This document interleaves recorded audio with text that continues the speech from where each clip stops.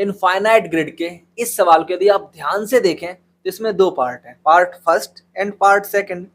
Part first में आपसे point A and B के बीच में इफेक्टिव रेजिस्टेंस पूछा गया है और पार्ट सेकंड में आपसे ए एंड सी के बीच में इफेक्टिव रेजिस्टेंस पूछा गया है। तो ये जो पार्ट फर्स्ट है ये आपका सवाल था एरोडोप का, इसको हम लोग ऑलरेडी सॉल्व कर चुके हैं। यदि आप चाहें तो इसको देख सकते हैं, लिंक डिस्क्रिप्शन में है। नाउ ये जो सेकंड पार्ट है, इस फर्स्ट पार्ट को थोड़ा सा मॉडिफाई करके बनाया हुआ है जो आपको मिलता है पाथ फाइंडर की बुक में। तो आज हम लोग इसी सेकंड पार्ट पे फोकस करेंगे।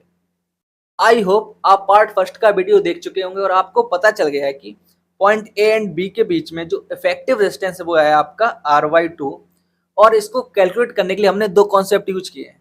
पहला है सिमेट्री और दूसरा है सुपरपोजिशन। नाउ यदि आप ध्यान से देखो तो यहाँ जो पॉइंट है, पॉइंट सी, ठीक है, क्या ये पॉइंट ए के जैसा है? नहीं है। पॉइंट ए पर 4 रेजिस्टेंस जुड़ रहे हैं जबकि पॉइंट सी मिड पॉइंट है रेजिस्टर ए और बी का। तो सीधी सी बात है, सिमेट्री तो नहीं है। नाउ तो हम इसको सॉल्व कैसे करें, क्योंकि जो हमने सीखा था पार्ट ए में वो यहाँ पे अप्लाई होता हुआ हमें दिख तो रहा नहीं है।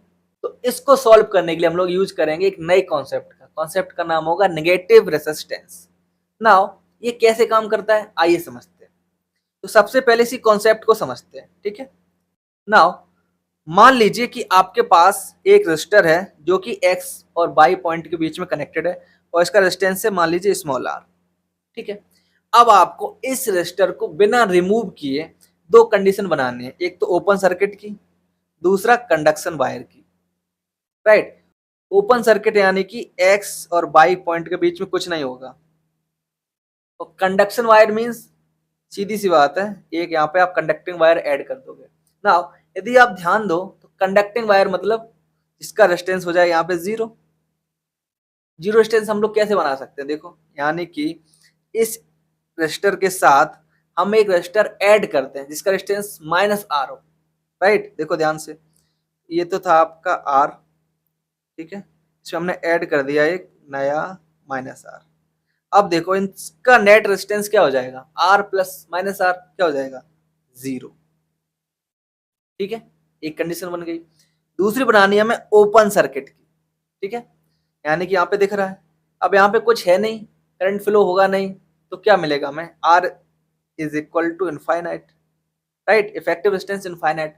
कैसे बनाएंगे, पैरेलल में ऐड करके, किसको, नेगेटिव रेजिस्टेंस को। यानी कि यदि आपके पास एक रेजिस्टेंस ये R का है, ठीक है, तो आपको यहाँ पर ऐड करना होगा एक नेगेटिव R का रेजिस्टर, ठीक है। देखो देखो दोनों को ऐड कर दिया।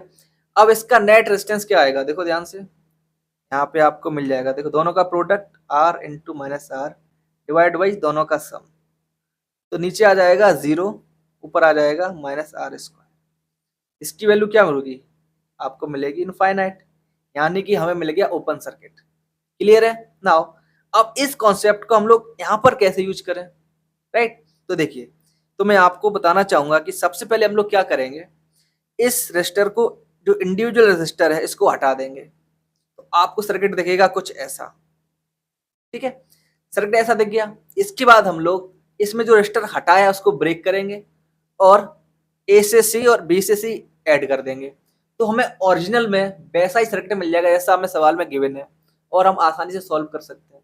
तो सबसे पहले इस जो वायर हम हटा चुके हैं यहाँ पर रेजिस्टेंस निकालते हैं, क्या होगा, देखो सीधी सी बात, हम यहाँ पे क्या ऐड करेंगे, नेगेटिव रेजिस्टेंस का वायर, ठीक है। कैसा नेगेटिव रेजिस्टेंस होना चाहिए, क्योंकि यहाँ जो इंडिविजुअल रेजिस्टर लगा हुआ है ए से बी के बीच में, उसका रेजिस्टेंस है R, तो अगर हमें इसके इफेक्ट को हटाना है यहाँ पर तो हमें ऐड करना होगा -R का, ठीक है। नाउ यानी कि ये रहा आपका point A and B, effective resistance आपका था RY2, ठीक है, और यहाँ पे हमने एक नया वायर ऐड किया है, इसका रेजिस्टेंस है नेगेटिव, ठीक है।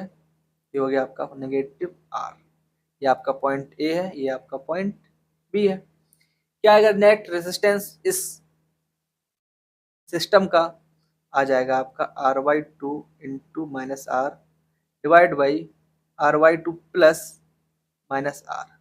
सॉल्व करोगे तो यहाँ पर आपको क्या मिलेगा, देखो, -R² Y2 divide by -RY2 value निकल के आएगी आर, यानी ए और बी पॉइंट के बीच में जो नेट रेजिस्टेंस निकल के आया वो आपका हो गया है कैपिटल आर।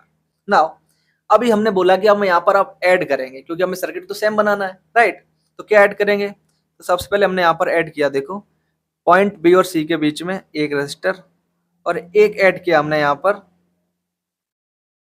पॉइंट ए और सी के बीच में।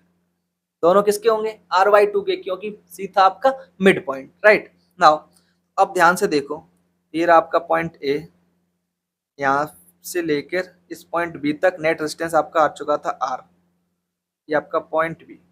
अब देखो पॉइंट सी मिड पॉइंट है, ठीक है, बट सिंपलिसिटी के लिए हमें देखने में आसानी हो तो हम इसको बना रहे हैं यहाँ पर पॉइंट सी को यहाँ पर, ठीक है।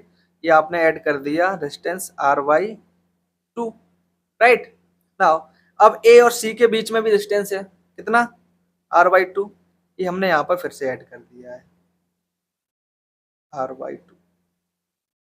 अब आप आसानी से मेरे हिसाब से निकाल सकते हैं पॉइंट ए और सी के बीच का इफेक्टिव रेजिस्टेंस, जो क्या हो जाएगा, देखो ऊपर वाले दोनों सीरीज में है तो क्या हो जाएगा, ऊपर हो गया 3R/2 और नीचे पैरेलल में, राइट। तो इसका इफेक्टिव रेजिस्टेंस क्या हो जाएगा, RAC इज इक्वल टू हो जाएगा आपका 3R/2 into R/2 divide by दोनों का सम, यानी कि 2R।